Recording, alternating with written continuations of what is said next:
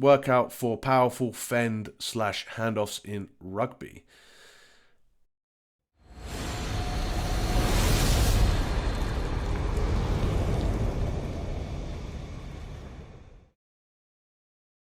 I've also revisited my thoughts on this. I used to always say it would be like pressing and explosive throws, right? Just get a strong press, and obviously that's the muscles that you're going to use when you're doing when you're fending an opponent.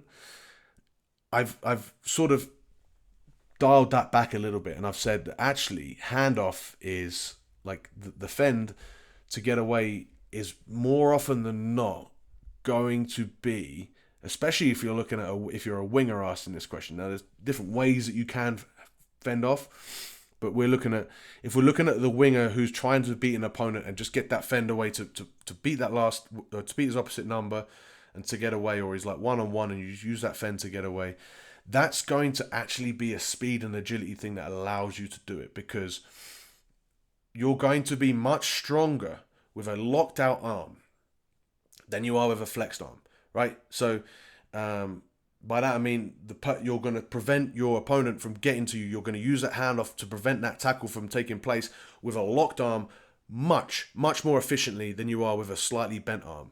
If you use a slightly bent arm, you're pushing against the force, and you're pushing. You have to use your muscles, and if they're strong enough, they're going to swat that away, and they're going to close that distance and make that tackle. If you are far enough away that you use a locked arm, all of a sudden they're now trying to fight against bone. That's rigid. That's why a fend off comes really quickly, because it's just that straight arm that keeps them at their distance and stops them from being able to make a tackle on you and get you away.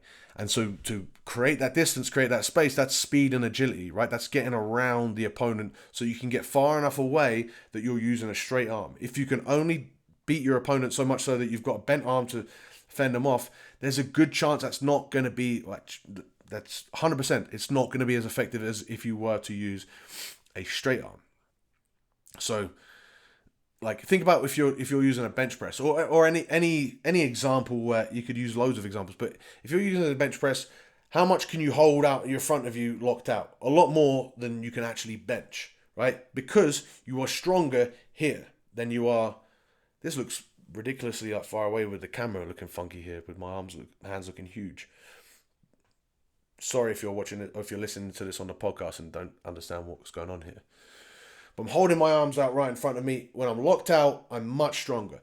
So that's the position you want to be when you're executing a fend in rugby. And therefore, it's a speed and agility thing, and it's going to be more of a skill thing. So you would go and you would practice actually stepping. It's a skill thing. So like the workout to get to do it is to, do some speed and agility work, ideally with a partner, and then spend some time with that partner one-on-one, trying to beat them, trying to evade them, to create that space to get that fend working. I would go at like 60-70%, just to feel out how your movements are going to feel out how it's like, how you're going to work out how to off balance them to get the better of them, and then work that fend. But it's not necessarily something that's going to be developed in the gym. Now, if we're talking about the sort of handoffs where it's a forward now doing a handoff where you're running into a group of 3 people and you're just trying to throw one guy away, then we're looking at being strong in the press, because the stronger you are at pressing, right, the more potential you have for power, right? If you're someone at 60 kilo that can bench press 60 kilos and can be really explosive with that 60 kilos, it's still, you're still going to be held back by the amount of force that you can produce. If you can bench press 120 plus kilos, then you can start to build on that power. You can do things like explosive throws, explosive push-ups. Any sort of pressing movement's going to help you have that potential to fend off an opponent. But again, it's still going to be a little bit about footwork and timing. I guess if you're in the gym and you wanted to be super efficient at this, and this is like your main goal, there's no reason that, like a lot of gyms have punch bags these days, you couldn't just stand 2-3 yards away from a punch bag and just work on your footwork, getting away, transferring that ball and getting that fend, and just fending away that punch bag. Even maybe that explosive movement, so you're working your feet and a bang, hitting that punch bag. I've done that actually when I used to play. We used to do it in our rest periods. We'd do bench press, And then we would have a partner holding like one of those tackle bags, tackle shields, and you just step, fend, step, fend. So hopefully that answers that question for you. But overall, like, do your workout program to be a better rugby player. That's always what I'd say.